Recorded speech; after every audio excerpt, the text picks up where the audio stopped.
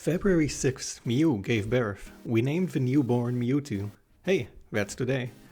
So, right out of the gate, I'm gonna go ahead and say I never could stand Mewtwo's design. Something about it just rubs me the wrong way. It looks kind of sus, you know. The thing about it is just...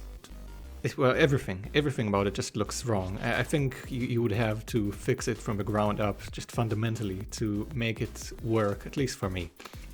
But talking about speaking of my art process, if you have seen my past videos, you'll notice that my work process is quite different.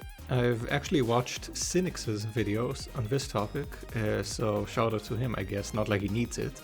But I've decided to try out his more loose style. That's how I used to draw something like 6 years ago, I think, but back when I didn't really have a skill to back it up, so it just looked messy.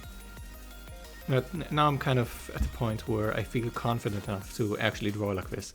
It's not really quite as polished as the stuff I used to put out a year ago, back when I did those redesign videos, but it has its own charm, and it's very liberating, I guess you could say. It's very easy, it flows quite nicely, and it doesn't really take a lot of time to make either, since I don't end up spending nearly as much time just polishing line art, trying to get everything to look just right. It's kind of reminiscent of gesture drawing, if you've ever practiced figure drawing. And if you do draw, you should try that out. Both of these are both really good practice and a lot of fun.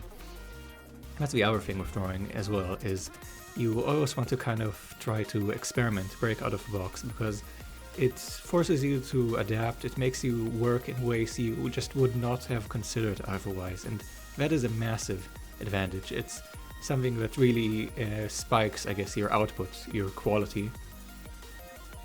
And again, it does it in a way you just can't really understand, can't really predict until you actually go through the process. I used to draw exclusively with my pencils back when I was a teenager and even into my early adulthood, and it was very limiting. There was a lot of stuff I could do, but there was also a lot of stuff I couldn't do, and I couldn't really quite grasp the sheer magnitude of what I was missing out on until I started doing digital art, which kind of really opened up an entirely new world to me.